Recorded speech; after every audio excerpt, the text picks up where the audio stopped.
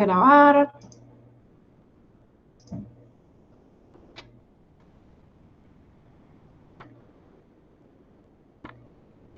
A veces se demora. Profe, ¿le puedo hacer una pregunta que me quedó duda de virus?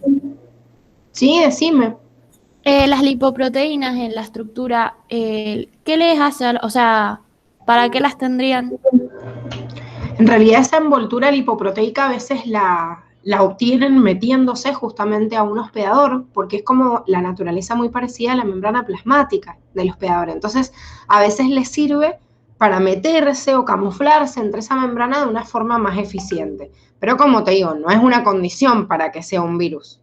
Por eso justamente te dice, algunos la tienen, otros no. O sea, algunos han ganado esta envoltura y le aumentan su especificidad para protegerse, y les ayudan también o les facilitan el ingreso a través de las membranas biológicas porque tienen una naturaleza también lipoproteica. Pero no es una condición sine qua non porque si no el que no tendría envoltura no podría ingresar y sí, ingresan. ¿Sí? ¿Se entiende? Ah, sí, sí, es que no me había quedado claro que ninguno, o sea, que algunos lo tenían, pero no sabía bien qué función, pero ahora sí. Bien, sí, sí, algunos lo tienen, otros no. Bueno, empezamos entonces con la corrección del TP de la unidad 10, que sería el de diversidad biológica. Bien, la primera pregunta me decía marque lo incorrecto con respecto a las analogías. Primero, ¿qué eran las analogías? ¿Se acuerdan? Que son especies similares, pero que no comparten un ancestro en común. Bien, o sea que tienen una similitud pero externa, pero no comparten un ancestro. O sea que llegaron a esa similitud mediante distintos mecanismos, por eso las analogías u homoplasias pueden surgir por convergencia, por paralelismo o por reversión, pero no tienen un ancestro común o por lo menos no es cercano ese ancestro común. Entonces, la primera me dice, el proceso de evolución convergente puede ser una posible causa de analogías. Es una de las causas que nombramos recién. La convergencia significa dos especies distintas convergen en un mismo lugar y al llegar a un mismo lugar justamente pueden desarrollar una característica similar. ¿Sí? Entonces hay convergencia en el hábitat, en las condiciones ambientales y por eso se parecen, digamos, externamente. La B me dice, permiten a los taxónomos establecer relaciones de ancestralidad y descendencia. Esta es la que tienen que marcar como incorrecta. ¿Y por qué voy a tener que marcar esta como incorrecta? Y porque la analogía es justamente la característica que me pierde y que no me ayuda a seguir como esta lógica, digamos, del cladismo, de buscar el ideal monofilético, porque yo veo una característica como que se parece, entonces digo, estos tienen una característica parecida, entonces tienen por ahí un ancestro en común, y en realidad no lo tienen. Entonces, como surgió esa característica por otro factor, por ahí se agrupan en un determinado clado, cuando en realidad no pertenecían al mismo. Entonces, ¿qué hace el cladismo? Y bueno, obviamente buscar un montón de evidencias más para decir, no, pará, tengo que buscar, identificar las analogías y descartarlas, porque a mí lo que me sirve para hacer cladogramas o gráficas, en realidad, cualquier tipo de endograma de clasificación de los seres vivos que tenga relaciones de ancestralidad y descendencia, tiene que sí o sí tener en cuenta a las homologías, pero no a las analogías, ¿sí? Por eso esta era la incorrecta. Después me hice un ejemplo, son la fauna de marsupiales australianos y sudamericanos, está perfecto, es un ejemplo de paralelismo, que es un tipo de analogía u homoplasia, significa que desarrollaron los marsupiales australianos y los mamíferos sudamericanos características externas muy similares y esas características externas las lograron cada uno por su vía, o sea, de forma paralela y por eso se le llama paralelismo. Y el último dice sinónimo de homoplasia, que sí, como les estaba diciendo recién, les vengo nombrando como, o sea, como sinónimo, la palabra analogía homoplasia significaría lo mismo. 2. Dice, ¿cuál de las siguientes aseveraciones es correcta? La A me dice los seres vivos se mencionan utilizando la nomenclatura binomial, en la cual la primera palabra determina el orden y la segunda la especie. Todo está bien hasta acá, ¿sí? Recuerden que la primera palabra que determinaba. El género. El género, ¿sí? Las últimas Dos categorías taxonómicas son género y especie, no orden y especie. Después en B me dice, el hombre pertenece al filum vertebrados. ¿Qué está mal ahí?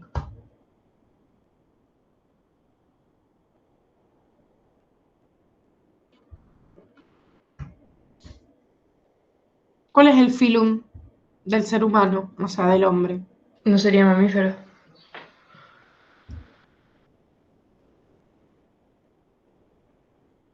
Fíjense en la clasificación que ustedes tienen de reino, ¿cómo se llama ese filum?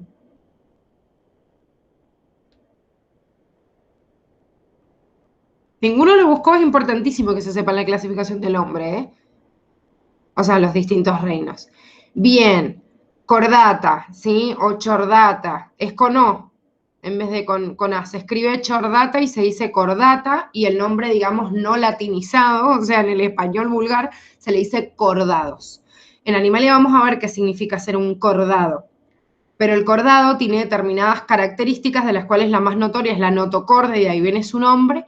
Y dentro de ese filum existe una subdivisión, que sería un subfilum, que ojo, porque acá en esta unidad en diversidad me dice que el subfilum es vertebrata, o sea que es el de vertebrados, pero en la unidad de Animalia, que nosotros no la vemos del libro de Curtis, esta unidad sí la vimos de Curtis, pero la unidad de Animalia no la vemos de Curtis, la vemos del libro de Campbell y Rees, porque es lo que les pide la facultad.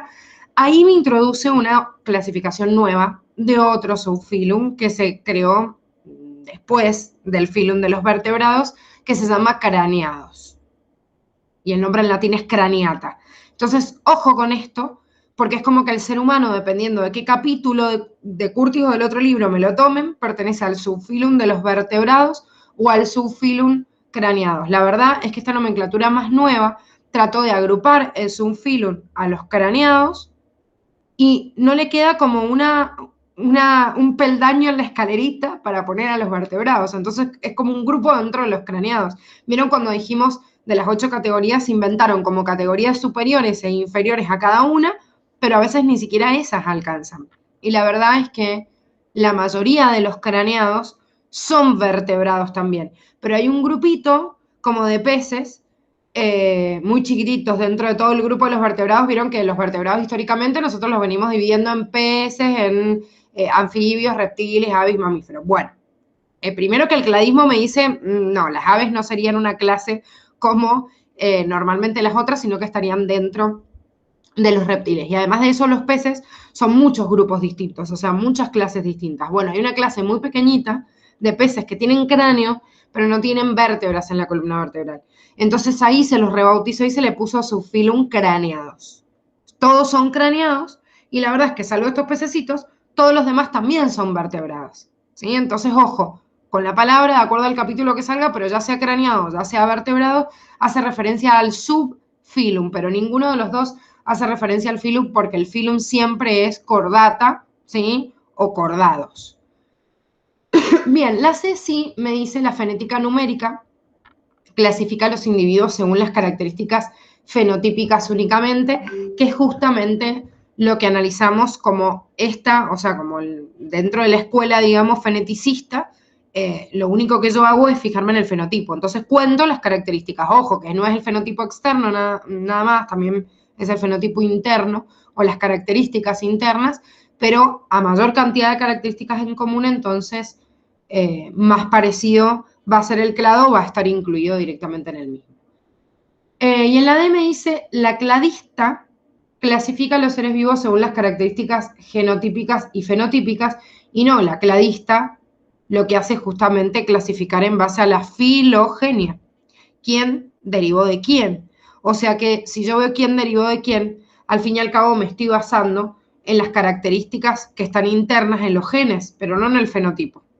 ¿Sí? O sea que podría decir que el cladismo se basa en el genotipo. Sí, en realidad se basa en el genotipo de todo el conjunto de los individuos de la especie y hace una comparación y ve si hay una modificación genética que los aleja o no. Pero el cladismo busca la relación filogenética, no el parecido en el fenotipo. Bien, la 3 me dice, ¿cuál de las siguientes es una categoría? ¿Qué diferencia había entre categoría y taxón? ¿Se acuerdan?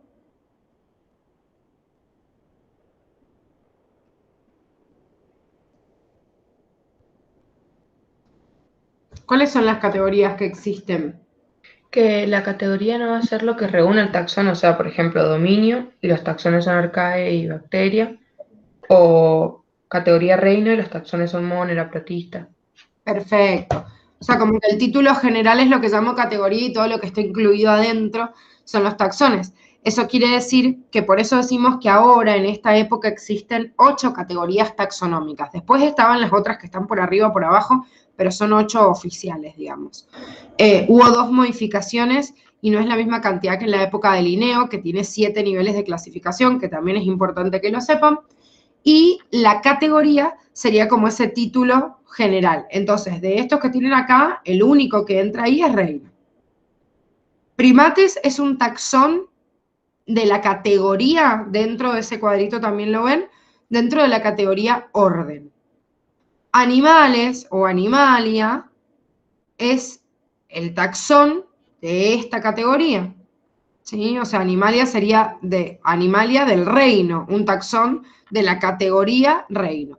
Y cordados, como nombramos recién, es un taxón dentro de la clasificación de los animales, es una clasificación de la categoría Phylum. ¿Sí? Taxón de la categoría Phylum. Después me dice, ¿cuál de los siguientes niveles no consideró Linneo en su clasificación? Y acá es importante tener en cuenta la comparativa entre los dos. Y dentro de los que me está nombrando acá es familia. Recuerden que Linneo no contaba con el dominio, tampoco contaba con la familia, pero arriba, en vez de decir dominio, la categoría, digamos, más amplia arriba era imperio. Y abajo, que tampoco hoy se considera, estaba la categoría de variedad como de subespecie, que hoy en día por ahí se usa subespecie, pero no la palabra variedad como categoría taxonómica. Entonces, esas son las diferencias entre un sistema de clasificación y el otro, pero básicamente seguimos utilizando la misma estructura que venía utilizando Linneo en el siglo XVIII. Bien, la 5 me dice, respecto a sinapomorfias, marque lo que no corresponda. La sinapomorfia era una característica que aparecía, digamos, como característica exclusiva de ese grupo o derivada de ese grupo, pero que yo la veía y me identificaba a todo ese clado. Distinto es encontrarme una característica que es anterior y que existe en otros organismos que no están en ese clado que yo estoy estudiando. Entonces, por ejemplo, la columna vertebral, como les dice acá, de los mamíferos, no es una novedad evolutiva para el mamífero. El mamífero, como novedad evolutiva, como sinapomorfia, tiene las glándulas mamarias y los pelos. La columna vertebral también lo tienen todos los otros vertebrados que están en el grupo o en ramas paralelas a los mamíferos. Entonces, la columna vertebral es una característica ancestral y por ende una simplesiomorfía. Los pelos y las mamas son características justamente sinapomorfias en los mamíferos y acá les da algunos ejemplos importantes, como por ejemplo los artrópodos, en los cuales nos nombra que una de las características o novedades evolutivas de este grupo son los ojos compuestos y el exoesqueleto rígido. Entonces, están puestas en dos opciones, pero al fin y al cabo cualquiera de las dos me está nombrando características que existen en ese nivel y que no estaban anteriormente, ¿sí? En el ancestro, digamos, de esa división de los artrópodos. Ahora cuando veamos Animalia vamos a ordenar un poquito más estos ejemplos, o sea, vamos a entender un poquito más en dónde están ubicados. Tampoco es que van a estudiar toda la clasificación de artrópodos, de esos se salvaron mal.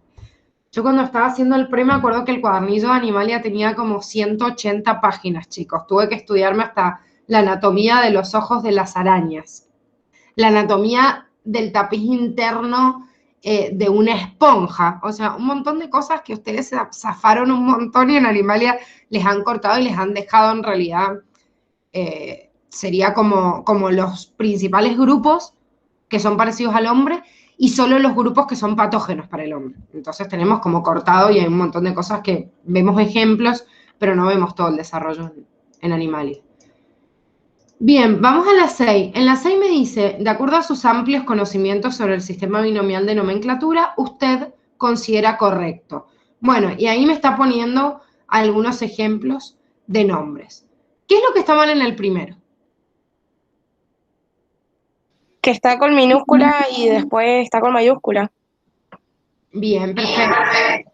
El género va primero con mayúscula y el otro va con minúscula. ¿El segundo? Que los dos están con minúscula. Bien, perfecto. Y el tercero, los dos están con mayúscula.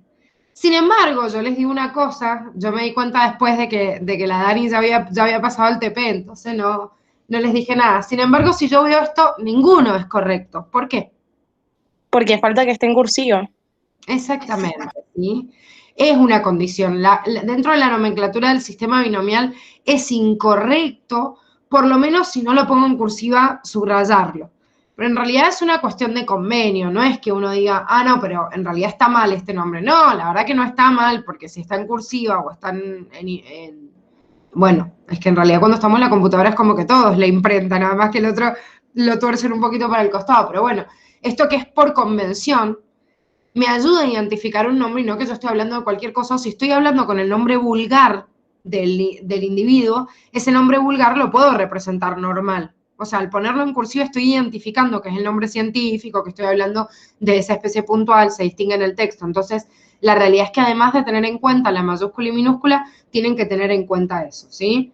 Como les digo, yo me di cuenta después, no sé cómo estaba en el Moodle, ¿estaba también así? Sí, salía igual, profe. Bueno, como les digo, realmente ninguna iría correcta. Lo que pasa es que no hay ninguna opción que diga ninguna es correcta. Igual está bueno porque la facultad muchas veces nos hace elegir esto entre lo que está más correcto y lo que está más incorrecto. Sí, es verdad que de todas estas, la que está más correcta es la D, pero igual le falta la letra itálica, cursiva, subrayado o como fuera para distinguirlas. Bien, la 7 me dice, ¿las clasificaciones deben ser únicas y fijas? ¿Qué pasa con la clasificación hoy? Profe, a mí eso me había dado duda porque cuando vimos creacionismo y evolucionismo, no sé cuál, o sea, no me acuerdo si había sido usted o la Dani, que decía que como que había una que era refutable y la otra no. Entonces cuando leí esa oración, como que no me cerraba. Lo que te dice la evolución, que te compara el creacionismo con la evolución, es decirte que la evolución es una teoría científica. Como toda teoría científica, tiene que ser refutable y perfectible. ¿Qué quiere decir esto? Tiene que ser sujeta a prueba, se tiene que poner ante el conocimiento científico y ese conocimiento científico la tiene que juzgar.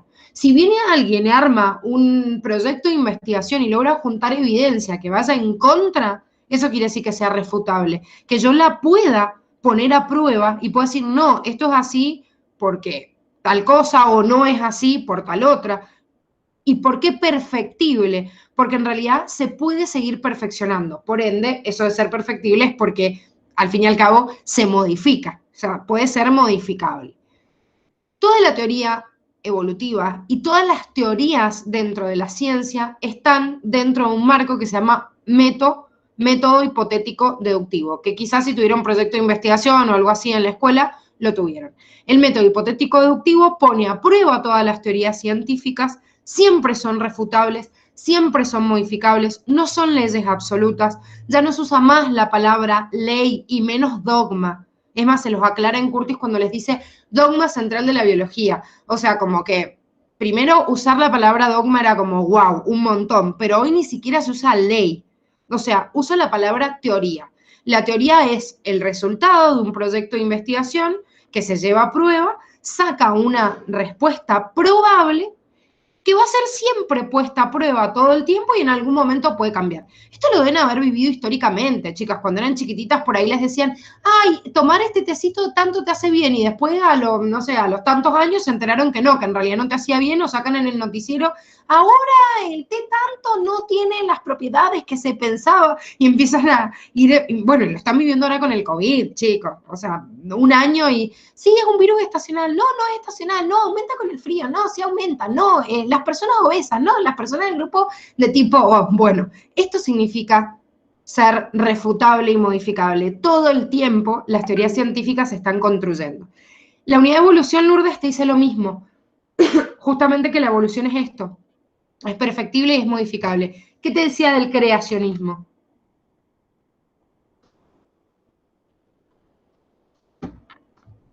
Que se basaba en una creencia. En una creencia o en un dogma de fe y que yo no lo puedo poner a prueba, ¿sí? O sea que el creacionismo, por ejemplo, no entra dentro de una teoría científica. Entonces, como no entra dentro de esa teoría científica, yo no la puedo explicar, no la puedo, digamos, responder acorde, nada más. Digo, bueno, es así y es un dogma de fe. O sea, creo que esto es así porque, chau. Entonces, no es modificable, obviamente, no es perfectible y tampoco puede ser sujeta a prueba. O sea, lo que les plantea Curtis es absurdo que yo me ponga en esta lucha de creacionismo, evolución, cuando en realidad son dos cosas distintas, ¿sí? O sea, la ciencia no se puede meter con el creacionismo, sí o no, porque no tiene ni siquiera forma de ponerlo a prueba. O sea, es que alguien venga y digo, no, sí, alguien creó todo. Bueno, claro, ¿y por qué? ¿Cómo? Ah, no tengo pruebas para ello. Bueno, la ciencia no se basa en eso. La ciencia siempre modifica sus teorías, ¿sí? Y siempre son refutables y modificables. Por eso, justamente cuando me dice las clasificaciones deben ser únicas y fijas, no, porque una clasificación biológica se basa en una hipótesis científica. Entonces, nunca va a ser única y fija. Van a tratar de lo que descubren, adaptarlo a lo que ya estaba descrito, y hay veces que hacen modificaciones tan drásticas como decir esto, como que el cladismo diga, no, las aves ya no son más una clase. ¿Por qué? Porque no son únicas y fijas, siempre responden a una hipótesis científica, y la hipótesis científica siempre se pone a prueba. ¿Se entiende? Sí, gracias. No, de nada. ¿Los demás?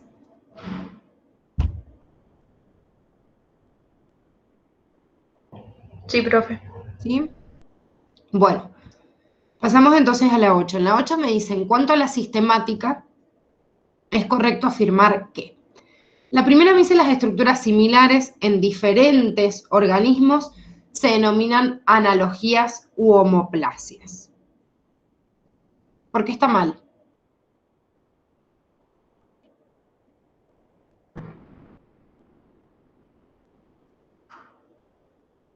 Por lo que son homologías. Bueno, ojo con esto, porque en realidad si ustedes la leen así corrida dicen, bueno, estructuras similares ¿en base a qué? Cuando digo estructuras similares estoy hablando de una similitud en cuanto a un patrón estructural, y ese patrón estructural entonces responde a un ancestro, ¿sí? Porque en realidad, si yo digo el ala, si yo les digo el ala de una mosca y el ala de un ave, ¿son estructuras similares? Y no sé, depende en dónde yo me pare como la palabra similar, porque la verdad es que tienen una función similar. Pero cuando les usan la palabra estructura similar sin ninguna otra aclaración aparte, es como que están hablando del patrón estructural. Y no, en patrón estructural son sumamente distintas, solo comparten la función. Y además de esto me dice ejemplo, como de analogía u homoplasia, me dice ala de un ave, aleta de ballena y brazo de un humano. Fíjense que son estructuras que no tienen estructura similar y ni siquiera comparten la misma función. O sea que los ejemplos son ejemplos de nada. O sea, no sé qué me están comparando. O sea, son estructuras como con distinto nombre, con distinta función y con distinto patrón estructural interno. Así que no son nada, ni siquiera son analogías ni homologías, no son nada. O sea, son características de cada uno de los organismos por separado. Después me dicen las características disímiles en especies que no tienen un antecesor común se denominan homologías. Las características disímiles, pero que no tienen un ancestro en común, va a ser, el que no tiene un ancestro en común, va a ser una analogía homoplasia. El que sí tiene un ancestro en común va a compartir el patrón interno, aunque funcionalmente sean distintas y por eso se las llama justamente homologías. Después, sé que está la correcta, me incluye los tres tipos que vimos en la otra pregunta que existen de homoplasias, o sea, convergencia, paralelismo y reversión. Y en D me dice, un ejemplo de paralelismo es la forma fusiforme de la ballena y el pez, y su morfología interna es totalmente diferente. No es la forma fusiforme del pez y de la ballena lo que lleva a un proceso paralelo, porque no son presiones evolutivas que fueron como similares en dos lugares distintos y cada uno siguió independientemente, digamos, su desarrollo, como los marsupiales y los mamíferos, porque justamente el paralelismo en algún momento compartieron un ancestro y después, en el tiempo, digamos, en el espacio, perdón, y en el tiempo, en segunda instancia, se fueron diferenciando, pero alcanzaron una característica en común. Acá la ballena en sí parte de un ancestro completamente distinto, que es el de los vertebrados, y el pez por otro. Y lo que tienen es un punto de encuentro en el mismo lugar, o sea, en la misma presión ambiental y no distinta. Entonces no va paralela, sino que en un punto se unen, que es el ecosistema acuático, y en el cual comparten un hábitat y por eso desarrollan esta forma fusiforme, las aletas y toda la función de las estructuras de su cuerpo. Entonces, por eso es convergencia y no es paralelismo. En la 9 me dice, teniendo en cuenta la clasificación jerárquica, todo es correcto excepto. Bueno, me dice, Linneo adoptó una jerarquía de 7 niveles, que está bien, o sea, las categorías actuales son 8, Linneo le llamaban niveles y son 7 con las modificaciones que hablamos en la otra pregunta. Whittaker dice, propuso una clasificación de los individuos en 5 reinos, que está perfecto, justamente es el que incorporó la última clasificación. Después con Margulis también propusieron la nomenclatura protoctista, pero no se utiliza mucho, pero por lo menos los 5 reinos que conocemos hoy están diferenciados desde ahí, desde diferenciar fungi, que fue el último que diferenciaron de los reinos. Después Heckler sugirió el término procariotic para las bacterias y eucariotic para las demás células, que está perfecto, es quien hizo la clasificación o la división de acuerdo a la presencia del núcleo o la ausencia del mismo. No, perdón, no fue Heckler, por eso la tienen marcada como incorrecta. ¿Qué hizo Heckler? ¿Se acuerdan?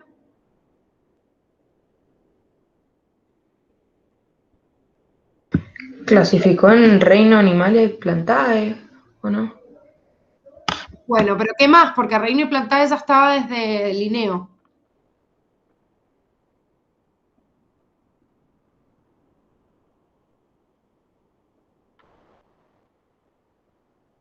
Che, me parece que no justificaron así como mucho el TP. ¿Lo hicieron o no lo alcanzaron a hacer? Yo en esa me confundí porque no me acordaba lo de Haeckel, entonces yo marqué la última y me confundí.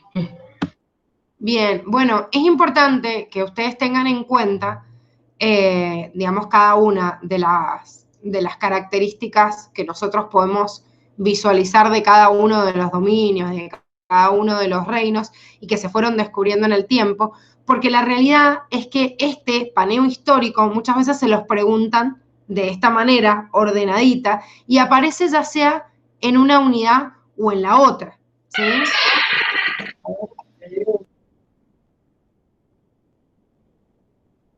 Profe, era que había, o sea, que distinguía, no me acuerdo bien, pero que distinguía a los seres unicelulares de los pluricelulares o algo. Solo el que protista, puede ser. Bien, son o sea, funda el tercer reino como protista. Estaba presentándoles para que lo repasáramos, pero se me quedó, me parece, pegado el PDF. Ahí les muestro la imagen para que lo tengan en cuenta. Esto también lo pueden complementar con las otras unidades también. Heckler, entonces, lo que hizo justamente es proponer el tercer reino. O sea, ya existía esta clasificación de reino animal y plantae, que era como la más viejita. Propone la clasificación de protista, ¿sí?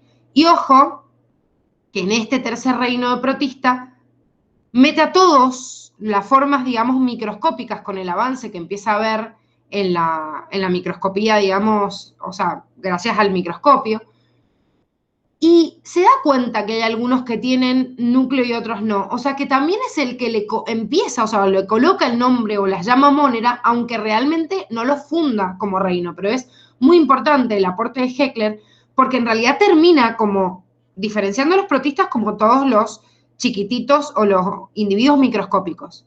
Pero encima de eso, identifica ya al microscopio que algunos no tienen núcleo y los empieza a llamar distinto. Y si bien Copeland funda el reino después, fíjense que Heckler prácticamente le debemos la nomenclatura de 2 reinos de los 5 que usamos. O sea, durante muchísimo tiempo de la historia, hasta el siglo XVIII incluso, se siguieron usando 2 reinos nada más. Es más, Linneo utilizaba un tercer reino que era el mineral y que después se dejó usar.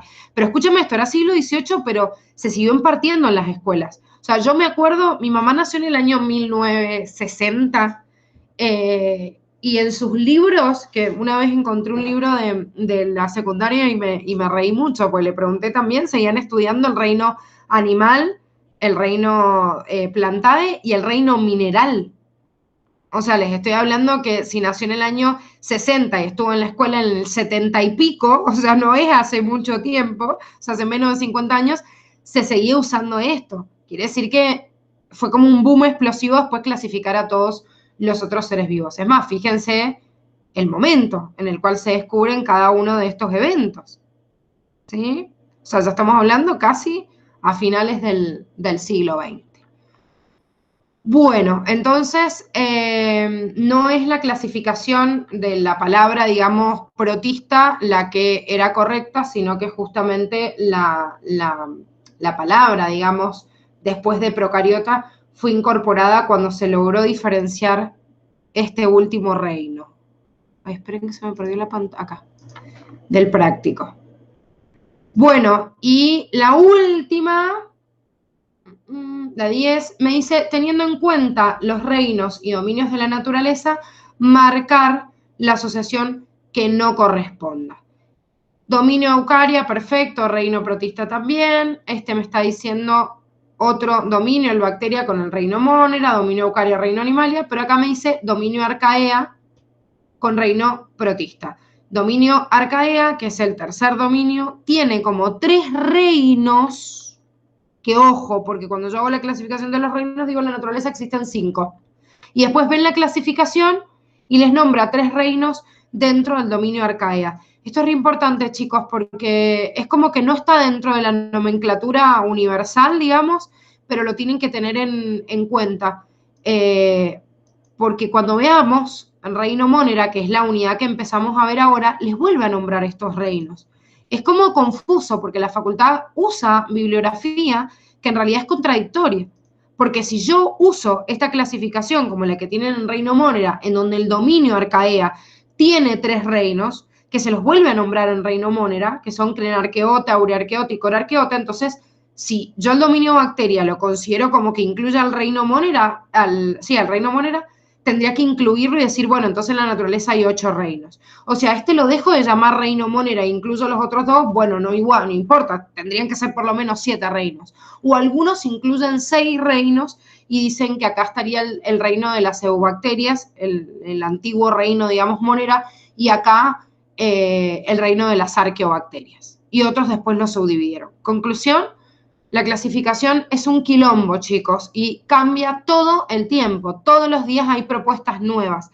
Cada una, digamos, de las informaciones que están en cada una de las unidades, ordénenlas en su cabeza para tratar de ustedes combinarlas y no equivocarse, pero sí históricamente consideramos 5 reinos. Pero si en alguna pregunta me hacen, o sea, referencia a estos reinos que figuran acá, la verdad es que en esta unidad de diversidad al final y también en la de reino Monera me nombra estos reinos dentro de Arcaea. Entonces, obviamente los tengo que tener en cuenta. Son mucho más nuevos, lógicamente, que los otros reinos o la clasificación de los otros reinos. Entonces, por eso justamente hay más confusión.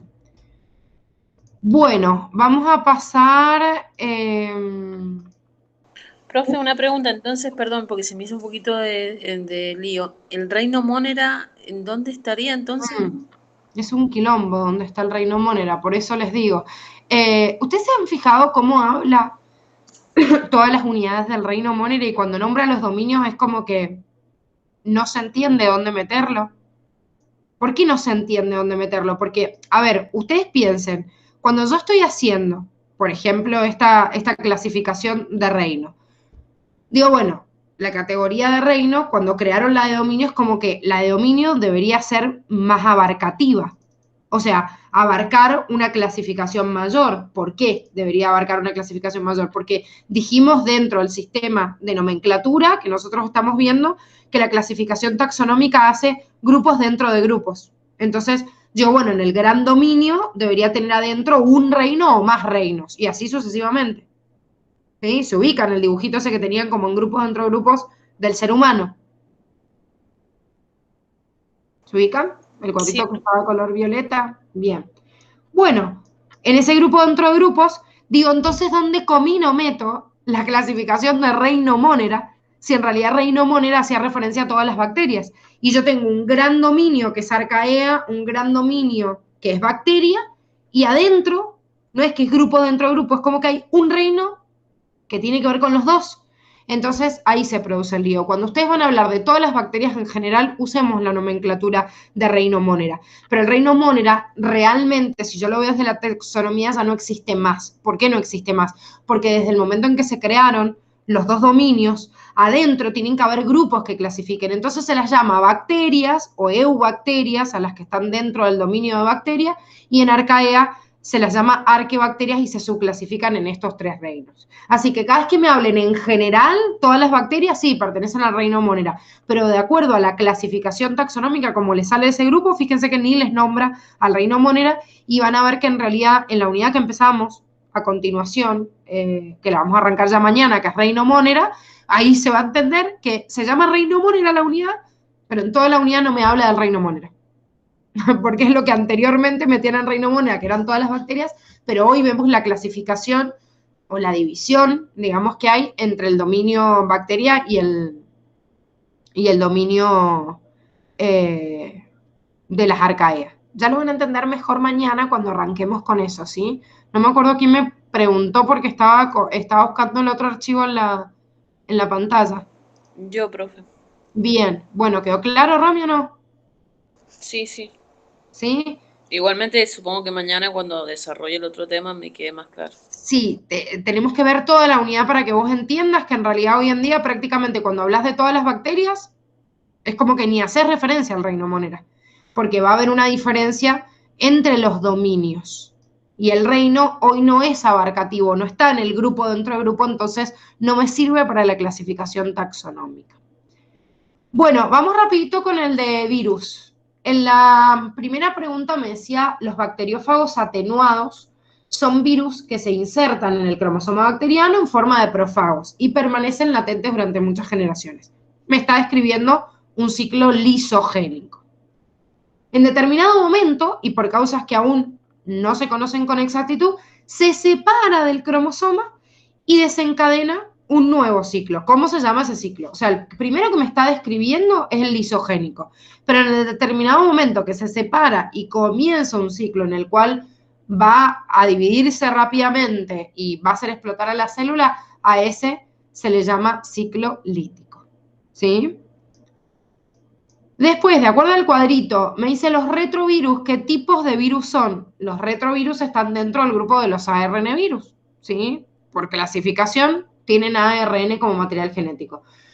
¿Utilizan la transcriptasa inversa para transcribir de ADN a ARN? Sí utiliza la transcriptasa inversa, pero para transcribir ARN a ADN, al revés, si no, ADN a ARN lo hace todo el mundo. Y después me dicen, emplean la proteína priónica para transcribir ARN. Una proteína priónica es una proteína autorreplicante. Más allá de que la buscaran o no, nunca estaba como un dato dentro de un retrovirus para que lo pudieran saber. Pero un prión es una proteína que tiene la capacidad de ser autorreplicativa. Y es una partícula infectiva para los animales, pero no tiene nada que ver con los virus. Respecto al ciclo lítico, dice, el virus no utiliza la maquinaria celular. Sí, sí la utiliza para hacer replicar, obviamente, hacer réplica del ADN, copiarlo, transcribirlo y traducirlo.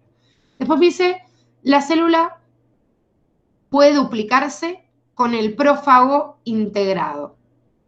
La célula, si se duplica con el prófago integrado, está en un ciclo lisogénico y no está en un ciclo lítico, ¿sí? O sea que esto sería correcto si sería lisogénico.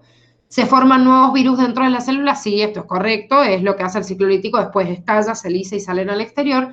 Y bueno, acá me dice la célula no se lisa, no, sí, justamente se llama lítico porque hay lisis celular. Con respecto a los virus, todo abajo enunciado es correcto, excepto La primera me dice, pertenecen al mismo reino que las bacterias. No, chicos, no pertenecen a ningún reino ni ninguna categoría taxonómica porque no son seres vivos, ¿sí? Por eso esa está mal. Sí son parásitos intracelulares obligados, tienen uno de los dos tipos de ADN y tienen una cubierta proteica de cápside. Todo lo demás es correcto, pero no pertenecen a ninguna categoría taxonómica porque no están vivos.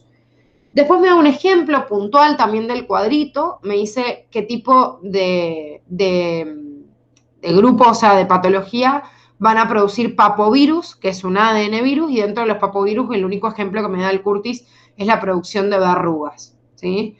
No todas las verrugas son virales, pero muchas de ellas sí. O sea, hay verrugas que tienen otras causas que no son infectivas, pero muchas de las verruguitas que vemos, o sea, que por ahí las enfrían o lo que sean y se salen, son presencia de estos virus. Cuando los bacteriófagos están integrados al cromosoma, ¿cómo se conocen? Bueno, está nombrado en muchas de las preguntas anteriores, así que era como fácil verlo porque en realidad se los venía nombrando y en el video está bastante claro, anotado abajo para que ustedes no se olviden de esto que es importante, que a este bacteriófago incluido en el cromosoma bacteriano se lo llama profago. Ahora, ¿cómo se llama si está incluido en una célula eucariota? Provirus. Provirus. Provirus, y no se olviden de esos términos porque son importantes y por ahí me los ponen en otra unidad y en realidad ustedes tienen que saber que si ya me está nombrando, por ejemplo, un provirus, digo, bueno, pero si tengo el ADN integrado en el material genético lo puede modificar y voy a tener posibilidades de que altere su genética y lo más probable es que si está como provirus sea un oncovirus, o sea, tenga probabilidad de desarrollar cáncer porque está afectando el ADN de la célula.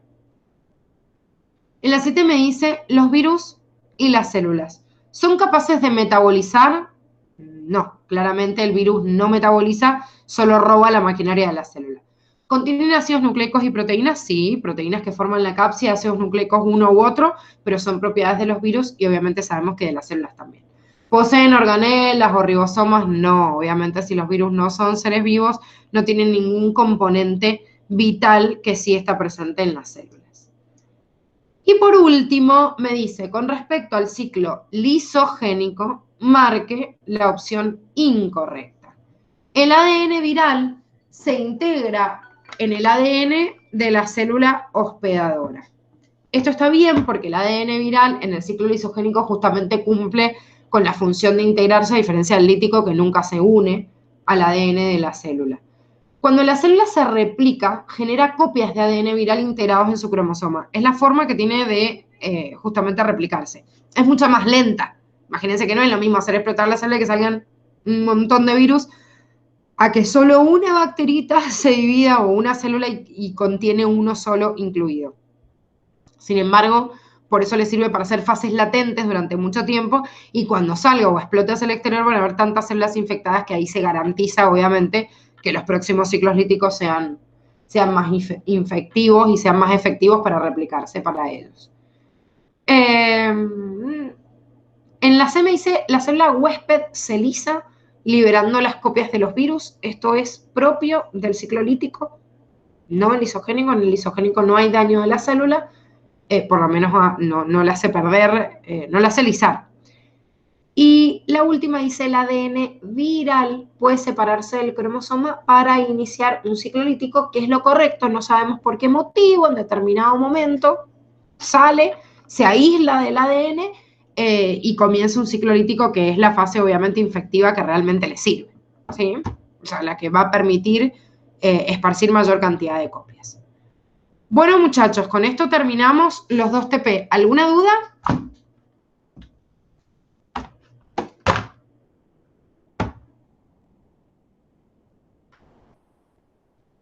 ¿Alguna consulta, pregunta, duda, lo que sea? Profe, siempre que se lise la célula va a ser porque empezó ya el ciclo lítico. Pero ¿puede una célula estar siempre en ciclo lisogénico? Claro, o sea, cuando vos lisás la célula, cuando digamos se explota la célula por efecto del virus, sí va a ser lítico. Ahora, si vos me preguntás, ¿toda la vida una célula puede estar en fase lisogénica? Y sí, porque la verdad que las células no tienen todas el mismo promedio de vida. Suponete que una célula fue parasitada por un virus y ese virus estaba incluido en su material genético. Y está haciendo ciclos lisogénicos, y después la célula se muere por otra cosa. Se muere, ponele, por apoptosis, o se muere por un proceso de envenenamiento por una sustancia química, lo que sea, y se murió con esa partícula, ese virus adentro, y nunca en realidad se murió por ese factor o por ese fenómeno. El virus obviamente persigue esparcirse. Entonces, si hace ciclos lisogénicos, es porque en algún momento va a salir y va a iniciar un lítico, pero puede ser que la célula por otro factor se muera antes. Entonces, puede ser que durante toda esa fase de vida de esa célula esté como lisogénica. ¿Se entiende? Sí, sí. Y el virus en estado latente, o sea, si están, como dijo, por ejemplo, el VIH, que puede estar mucho tiempo en estado latente, ¿ese virus se puede como contagiar o cosas así en estado latente o solo tiene que estar como en ciclo lítico? El ciclo latente significa estar en ciclo lisogénico. Lo que ustedes tienen que entender es que el virus del HIV hace fases de enfermedad latente, y primero que está en latente el virus mucho tiempo y no manifiesta la enfermedad, pero cuando está la enfermedad después hay altibajos, o sea, suben y bajan. Es verdad que cuando está latente significa que el virus está en ciclo lisogénico en muchas células y no hay poquito, o sea, hay muy poquitos en circulación. Si hay poquitos en circulación sanguínea, hay poquitos que llegan a los tejidos y poca cantidad que se puede transmitir. Pero eso no quiere decir que es imposible, porque no todas las células van a estar en la misma fase. Estar en fase latente significa que la mayoría de ellas tienen al virus adentro en una fase o en un ciclo lisogénico. Sin embargo, las poquitas que estén en el ciclo lítico, porque este es un ciclo de cada una de las células, igual contagia. Tiene menos probabilidad de contagio, pero igual contagia. Mientras más carga viral haya en sangre, más se contagian las personas y también se recontagian de enfermedades virales. Por eso incluso 2 personas, por ejemplo, con HIV, que son pareja, igual tienen que seguir usando protecciones de barrera durante toda la vida. Dice, bueno, ya está, ya tengo SIDA, yo también, ¿para qué mierda vamos a usar, no sé, profilácticos? Igual estamos los dos contagiados. Pero no es así, porque hay reinfecciones y a medida que aumenta la carga viral y aumenta la cantidad de virus que hay en sangre, se van a meter a más cantidad de células. Entonces, incluso cuando uno esté infectado de una infección viral, es importante frenarla porque uno puede hacer una reinfección o aumentar la carga. Entonces depende, Marti, cuántas células estén en ciclo lisogénico y cuántas líticos. Siempre hay una probabilidad de contagiar, pero mientras más latente esté el virus y en más células lisogénicas esté escondida, menos hay en sangre y la capacidad de contagiar es menor. ¿Sí? O sea, no es sí o no, es como una curva. ¿Se entiende? Ah, bien, bien, sí, sí, lo entendí. Bueno, mañana igual si tienen alguna duda más de esto lo vemos, no hay ningún problema, pero en principio, obviamente cuando nos conectemos en Meet vemos si hay alguna pregunta, pero en principio arrancamos con esta primera parte de Reino Monera, ¿sí? Así que descárguense esa unidad si todavía no lo hicieron. Es más, ayer o antes de ayer, no me acuerdo cuándo, les subí también las otras 3 siguientes unidades, de las cuales la mayoría son muy cortitas y es otro bloque temático que vemos bastante rápido, que es un cuadernillo de protista que tiene 10 hojitas, Fungi Plantae que tiene menos, y Animalia, bueno, un poquito más. También es como un bloque como este, tiene 2 unidades bien cortitas y una un poquitito más largo, tampoco tanto, y las vemos a continuación de esta. Así que ya que están, si no se han metido al drive para bajarla de Monera, bájense también las otras, porque las vamos a ver dentro de poquito. Bueno, chicos, nos encontramos mañana entonces. Que tengan una linda tarde. Chao, profe.